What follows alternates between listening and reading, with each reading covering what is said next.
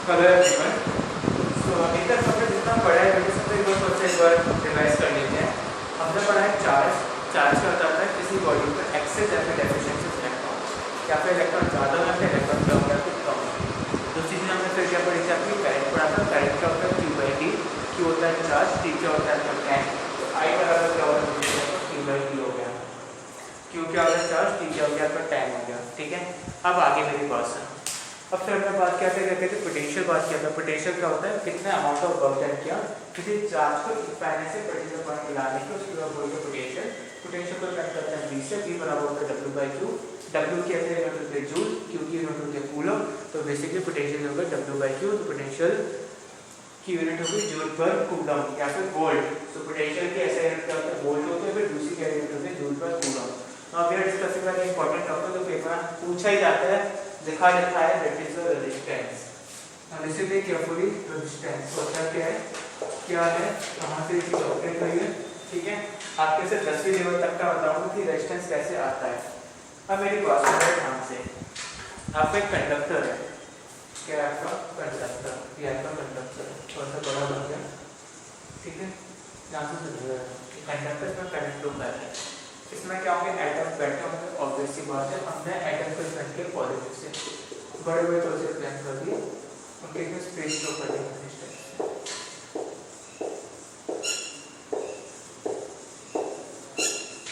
आपने ऑब्जर्व किया होगा कि अगर कोई भी इलेक्ट्रिकल अप्लायंस चलाओ, ठीक है, तो उस स्टेज पर बहुत ज़्यादा गर्म हो जाता है। ठीक है, so the major reason behind that heating is your resistance.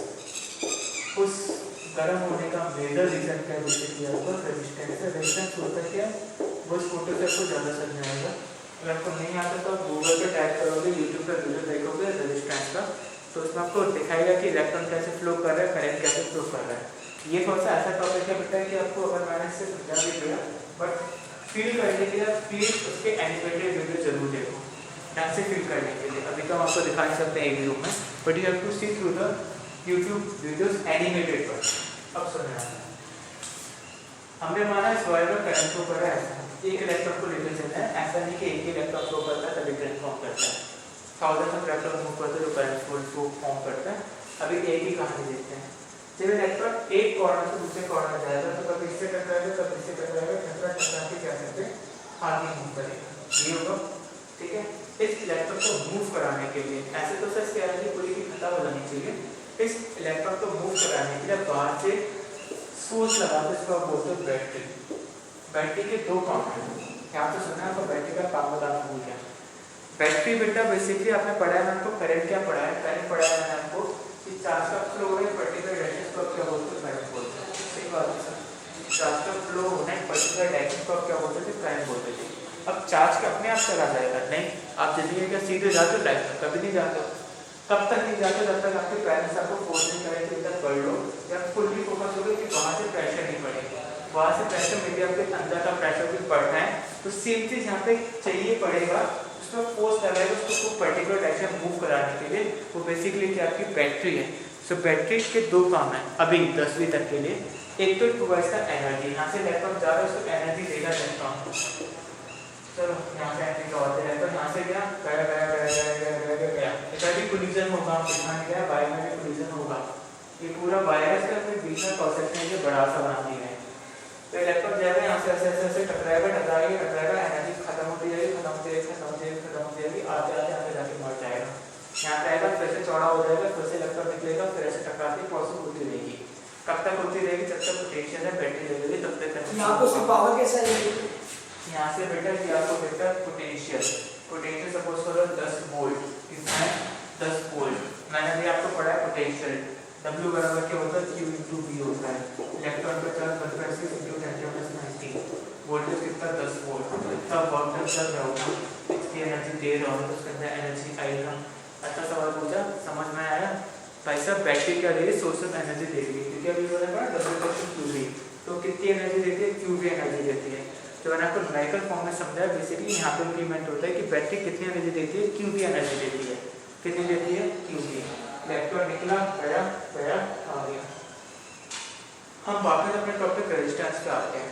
Resistance basically जब भी कोई भी फ्री चार्ज कैरियर मूव करता है कंडक्टर के अक्रॉस तो उसका पाथ ऑब्स्ट्रक्ट होता है, अपोजिशन है to the flow of charge that is called the resistance. सब समझ नहीं आ रहा, इलेक्ट्रॉन मूव पे इससे टकरा है, इससे टकरा है, अपोजिशन कर रहा है ना, ये अपोजिशन जो प्रोवाइड हो रहा है किसी फ्लो ऑफ इलेक्ट्रॉन को, या फिर फ्लो ऑफ इलेक्ट्रॉन मतलब करंट के फ्लो को, उसको आप क्या बोलते हैं, रेजिस्टेंस बोलते हैं।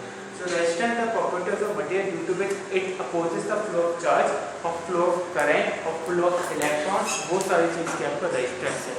रेजिस्टेंस एक इनहेरेंट प्रॉपर्टी है। अब सर मैंने आपको ये बताया था कि कौन से इलेक्ट्रॉन मूव करते हैं, फ्री इलेक्ट्रॉन मूव करते हैं, ये पढ़ा है ना, फ्री इलेक्ट्रॉन। अब सर क्या कंडक्टर में इलेक्ट्रॉन होते हैं? हाँ सर। क्या इंसुलेटर में इलेक्ट्रॉन होते हैं? इंसुलेटर में इलेक्ट्रॉन्स होते हैं? नहीं होते हैं।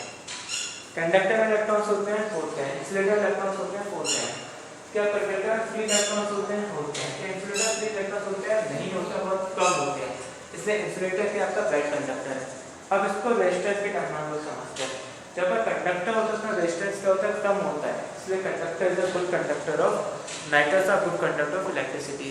द इंसुलेटर्स में रेजिस्टेंस बहुत ज़्यादा होता है, तो क्या है बेड कंडक्टर ऑफ इलेक्ट्रिसिटी बोलता है, यहाँ से आ रहा है। जब मैं बताया पढ़ा था आखिर में conductor metals are good conductor, they are the bad conductor, the all reason goes to this thing that कि भैया एक प्रॉपर्टी होती है रेजिस्टेंस। रेजिस्टेंस क्या है? Basically the property of material which flows the position of current.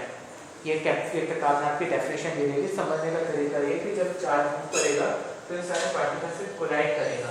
ये जो atoms है बेटा से अपनी जगह पर से बैठे नहीं रहेंगे, जो ऊपर नीचे डांस करेंगे। डांस करते हैं ना, देखा होगा ना आपने कि डांस करते ऊपर नीचे वाइब्रेशन एनर्जी उत्पन्न करते हैं। तो ऐसे ऐसे क्या करते हैं बेटा? डांस करते हैं। तो जो डांस करते हैं बेसिकली क्या करते हैं? मूव करते हैं। अब आपको कंफ्यूजन में होगा, हमारी थी तो प्लस दिखा रहे हो आप और यहाँ पे इलेक्ट्रॉन मूव कर रहे हैं तो उससे जाकर चिपक नहीं जाएगा। अभी आपने पढ़ा है ना चार्ज अट्रैक्ट करते हैं, एटम बेटा न्यूट्रल है ना, वो तो प्लस से मान जाएंगे यहाँ पर। तो रेजिस्टेंस क्या है? बेसिकली प्रॉपर्टी है कंडक्टर की जो क्या शो करता है, it shows the opposition of a conductor to the flow of electron. Resistance the property of a material due to which it opposes the flow of charge or flow of current, that is called the resistance. अब resistance चार चीज़ों पर depend करता है, ठीक है। पहली important चीज ध्यान से सुनना, आपकी किताब में टॉपिक दिया तो factors affecting the resistance. Resistance की डेफिनेशन नहीं आती है। रेजिस्टेंस को रिप्रेजेंट करते हैं कैपिटल आर से, ठीक है। रेजिस्टेंस एक स्केलर क्वांटिटी है और रेजिस्टेंस की ऐसा यूनिट एक फेमस साइंटिस्ट फिजिसिस्ट के ऊपर दी गई जिसका नाम है ओम। पूरा नाम साइमन ओम है, ओम्स लॉ भी दिया उन्होंने। तो ओम से डिनोट करते हैं, इसका ग्रीक सिंबल ये है। तो आपकी किताबों में ये सिंबल दिया होगा, उसके आगे ओम में लिखा होगा, दोनों में से आपको एक चीज यूज करनी है, ठीक है। सो बेसिकली कौन कौन से फैक्टर्स पर रेजिस्टेंस डिपेंड करता है? सो factors affecting the resistance of a conductor.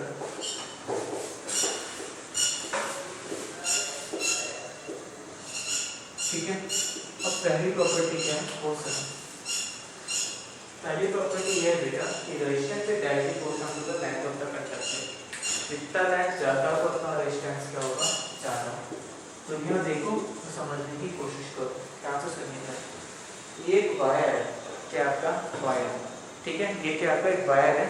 जब आपका वायर है तो बेसिकली इसकी लेंथ क्या होगी? ज़्यादा होगी। सॉरी, जैसे एक वायर है तो इस वायर की आपने लेंथ बढ़ा दी। क्या बढ़ा दी आपने? लेंथ बढ़ा दी। अब लेंथ बढ़ा दी तो कोलिजन क्या होंगे? ज़्यादा होंगे कि कम होंगे? पहले दूसरा वायर है, अब इतना ज़्यादा वायर, किसमें लेंथ ज़्यादा? दूसरे वाले केस में। कोलिजन किसमें ज़्यादा? छोटे वाले, दूसरे वाले। सेम है भैया, कैसी बातें करते हो? यदि एक सिंगल वायर था, यहाँ से लेके यहाँ तक कोलिजन हो रहे थे, सेम साइज का एक और वायर लगा दे, कोलिजन बढ़ेगा नहीं बढ़ेगा? तो ज़्यादा लोगों से जाके टकराएगा ना, तो कोलिजन बढ़ेगा कि नहीं बढ़ेगा? बढ़ेगा ना, क्योंकि अब ज़्यादा नंबर ऑफ एटम से टकराएगा। तो resistance is directly proportional to the length of the conductor. Length जितनी ज़्यादा होगी रेजिस्टेंस क्या होगा? उतना ज़्यादा होगा। समझ आया? नहीं आया? So resistance directly proportional to the length of the conductor. दूसरा सुनो, resistance is inversely proportional to the area of cross section. तो पहला आपके किताब में दिया होता है कि लेंथ ऑफ द कंडक्टर। तो जो लेंथ ऑफ द कंडक्टर पर डिपेंड ज़्यादा लेंथ होगी वायर की, उतना ज़्यादा क्या होगा रेजिस्टेंस होगा। So resistance directly proportional to the length of the conductor. दूसरा एरिया ऑफ क्रॉस सेक्शन, यहाँ से देखना था ना, जैसे कोई भी बॉडी है उसको इतने एरिया से पास किया, ठीक है, थोड़ी सी डिफिकल्टी पास होना, एरिया बढ़ा दिया तो निकल जाएगा, बिल्कुल निकल जाएगा। एरिया बढ़ा दिया मतलब कोलिजन क्या होगा, कम होगा। कोलिजन क्या होगा आपका, कम होगा। तो दूसरा resistance is inversely proportional to the area of cross section. Area of cross section बढ़ा दोगे तो रेजिस्टेंस हो जाएगा आपका कम हो जाएगा। पहला क्या, length of the conductor, length of the conductor बढ़ाओगे तो रेजिस्टेंस, हम सिर्फ कहते थे लेंथ बढ़ा रहे हैं, लेंथ को चेंज कर रहे हैं, एरिया में कोई चेंज लेके नहीं आ रहा है। अगर हम एरिया बढ़ा रहे हैं तो लेंथ में कोई चेंज लेके नहीं आ रहा है, ऐसा करना है। जैसे ये बढ़ा रहा है 5 मीटर का, इसी 5 मीटर का मैंने एरिया बढ़ा दिया, ठीक है। अगर 10 मीटर स्क्वायर का एरिया है तो बेसिकली में इसकी लेंथ बढ़ा दें, उस केस में हम बात करें, ठीक है। लेंथ ऑफ द कंडक्टर हो गया। दूसरा क्या होगा हमारा, एरिया क्रॉस सेक्शन। तीसरा है बेटा नेचर ऑफ द मटेरियल।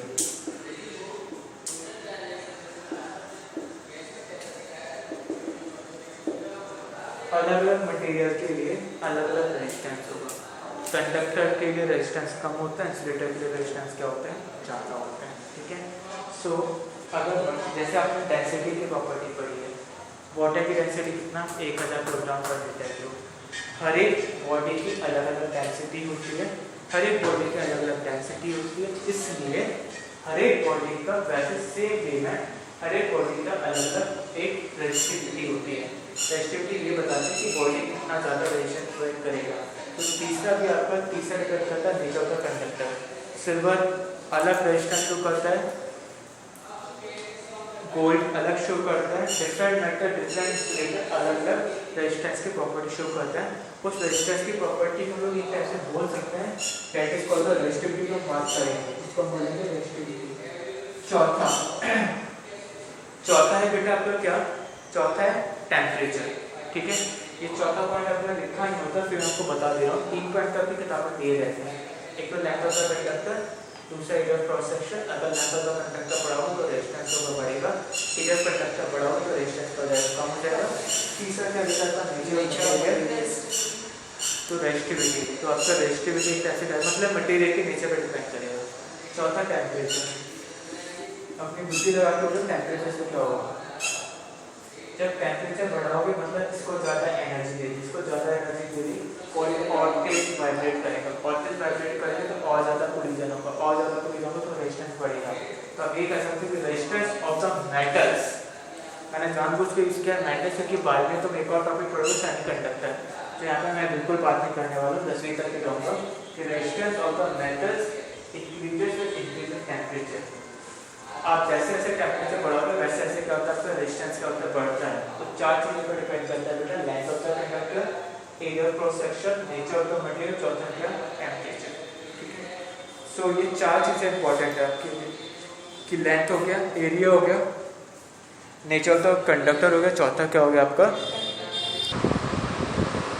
सो बेटा मैं अभी तक कंडक्टर के किस फैक्टर पर डिपेंड करता है, लेंथ पर डिपेंड करता था, एरिया ऑफ क्रॉस सेक्शन पर डिपेंड करता था, नेचर ऑफ द मटेरियल पर डिपेंड करता था, और चौथा किस पर डिपेंड करता था आपका टेम्परेचर, ठीक है।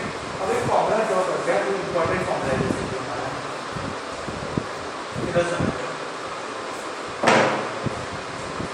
पहला है R is equal to L, दूसरा R is equal to area, दोनों इक्वेशन को क्या करते हैं, फॉर्मूला करते हैं, ठीक है। सो पहला resistance is equal to length, दूसरा resistance is inversely proportional to the area, ठीक है। एक क्या होगा कि रेजिस्टेंस इस पर डिपेंड करता है, लेंथ पर डिपेंड करता है, दूसरा क्या होगा resistance is inversely proportional to the area of cross section. दोनों को कंबाइन कर दो बेटा तो R is directly proportional to the L/A, that is the resistance directly proportional to the length of the conductor। A क्या हो गया, area of cross section, length और एरिया, ठीक है सर। जब भी फिजिक्स में डायरेक्टली क्वेश्चन असाइन आता है, एक कांस्टेंट आता है, उस कांस्टेंट का यहाँ का नाम है रो, तो R बराबर हो गया रो L/A। वेरी इंपॉर्टेंट फॉर्मूला, बहुत इंपॉर्टेंट फॉर्मूला है, पेपर में इसका सवाल आना ही है और आता ही है, नहीं आए तो कोई बात नहीं, फाइल का important formula. So the formula is R equals to rho L/A। एक नया कांस्टेंट है रो, जो हम बाद में बात करेंगे, पहले रेजिस्टेंस की बात करते हैं। रेजिस्टेंस आपने पढ़ा है sir, resistance opposition to the flow of charge, opposition to the flow of current, that is called the resistance. Resistance की ऐसे यूनिट क्या होगी, ओम हो गई है। एल क्या होता है, लेंथ होता है, लेंथ की ऐसे यूनिट क्या होगी, मीटर हो गई है। ओम बेटा ग्रीक से निकल है, ठीक है। ए क्या एरिया ऑफ क्रॉस सेक्शन है, एरिया ऑफ क्रॉस सेक्शन मैंने बोला है, मैंने एरिया ऑफ क्रॉस सेक्शन बोला है, मैंने एरिया ऑफ क्रॉस सेक्शन बोला है। एरिया ऑफ क्रॉस सेक्शन का मतलब ये है बेटा, जैसे वायर है, एक सिलेंड्रिकल वायर, तो इसका एरिया ऑफ क्रॉस सेक्शन ये सर्कुलर होगा, ये दिख रहा है आपको circle, this is the area of cross section. Area of a circle, area of circle क्या होता है, वायर स्क्वायर है। अगर उन्होंने वायर आज तक वैसे दिया नहीं है, फिर भी अगर उन्होंने वायर दिया सपोज को ऐसा रेक्टेंगुलर से क्यूबॉइडल शेप का, ये वाला ऐसा उन्होंने वायर दे दिया, इस केस में बेसिकली आपका एरिया ऑफ क्रॉस सेक्शन क्या होगा, एरिया ऑफ रेक्टेंगल होगा, क्योंकि इस टाइम पे तो आपको रेक्टेंगल दिख रहा होगा ना यहाँ से। क्रॉस सेक्शन मतलब जहाँ से इलेक्ट्रॉन्स पास हो रहे हैं या फिर वो चार्ज पास हो रहा है, उसको आप क्या बोलते हो, एरिया ऑफ क्रॉस सेक्शन बोलते हो। वो इलेक्ट्रॉन जो पास हो रहा है चार्ज का पास हो रहा है, उसको आप क्या बोलते हो, एरिया ऑफ क्रॉस सेक्शन बोलते हो। So are equal to rho L by L, rho हो गया रेजिस्टिविटी, एल हो गई लेंथ, ए क्या हो गया, एरिया ऑफ क्रॉस सेक्शन हो गया, ठीक है। अब सुनो मेरी बात, एरिया की असाइनमेंट क्या होती है सर, मीटर स्क्वायर होती है, क्या होती है सर, मीटर स्क्वायर। अब हम बात करते हैं रेजिस्टिविटी की, रेजिस्टिविटी की हम रो की हम लोग ऐसा यूनिट देखते हैं, ठीक है सर। यहाँ से रो क्या हो जाएगा, R into A upon L, R कितना ओम, एरिया कितना मीटर स्क्वायर, लेंथ कितना मीटर, मर गया, यूनिट क्या होगी ओम मीटर। तो रेजिस्टिविटी की ऐसे यूनिट क्या होगी आपकी, ओम मीटर होगी, क्या होगी आपकी ओम मीटर। वही तो मैं बोल रहा हूँ, रो की ऐसे यूनिट क्या होगी बेटा, ओम मीटर होगी, ठीक है। रेजिस्टेंस की क्या है, ओम है, रेजिस्टिविटी की ओम मीटर है, लेंथ की मीटर है, एरिया ऑफ क्रॉस सेक्शन की मीटर स्क्वायर है। रेजिस्टिविटी मटेरियल की प्रॉपर्टी है जो ये शो करती है कि उसके अंदर कितना ज़्यादा रेजिस्टेंस होगा, रेजिस्टिविटी जितना ज़्यादा होगा उतना ज़्यादा क्या होगा, रेजिस्टेंस होगा। सर रेजिस्टिविटी और रेजिस्टेंस में क्या डिफरेंस है, ध्यान से सुनिएगा, गौर कीजिएगा, इंपॉर्टेंट है। बच्चे बहुत ज़्यादा कंफ्यूज होते हैं कि रेजिस्टिविटी और रेजिस्टेंस में क्या डिफरेंस है। बेटा सुनो, अगर आप लेंथ बढ़ाते हो, जैसे डेंसिटी होता है, चाहे तो इतू सा ले लो चाहे इतू पानी ले लो, दोनों की डेंसिटी कितना 1000 किलोग्राम पर मीटर क्यूब। आपने वायर इतना सा लिया, वायर इतना बड़ा ले लिया, अगर कंडक्टर वायर है जो कि आपका कॉपर का बना हुआ है, इतू सा वायर इतने बड़े वायर की दोनों की रेजिस्टिविटी सेम हो गई, लेकिन रेजिस्टेंस क्या होगा, अलग अलग होगा, because the resistivity does not depends on the length of the conductor और area of cross section property, internal property किसी बॉडी की, जैसे कि डेंसिटी होती है। तो फिर सर ये बात है कि रेजिस्टिविटी ना लेंथ पर डिपेंड करता है बेटा, ना एरिया ऑफ क्रॉस सेक्शन पर डिपेंड करता है, पहला। और रेजिस्टेंस लेंथ पे भी डिपेंड करता है, एरिया ऑफ क्रॉस सेक्शन पर डिपेंड करता है। सेकंड इंपॉर्टेंट पॉइंट, रेजिस्टेंस कैसे यूनिट ओम होती है, रेजिस्टिविटी कैसे यूनिट ओम मीटर होती है, ठीक है। तीसरा इंपॉर्टेंट पॉइंट जो कि कॉमन कह सकते हो कि रेजिस्टिविटी भी टेम्परेचर पर डिपेंड करती है और रेजिस्टेंस भी टेम्परेचर पर डिपेंड करता है, दोनों इस पर डिपेंड करते हैं टेम्परेचर पर। आर इक्वल टू क्या होगा, रो एल बाई एल, रो हो गया रेजिस्टिविटी, एल हो गया लेंथ ऑफ द कंडक्टर, ए क्या हो गया आपका एरिया ऑफ क्रॉस सेक्शन। बहुत इंपॉर्टेंट फॉर्मूला है, तो हम लोग क्वेश्चन भी करेंगे, fine in the very next video. Thank you so much video.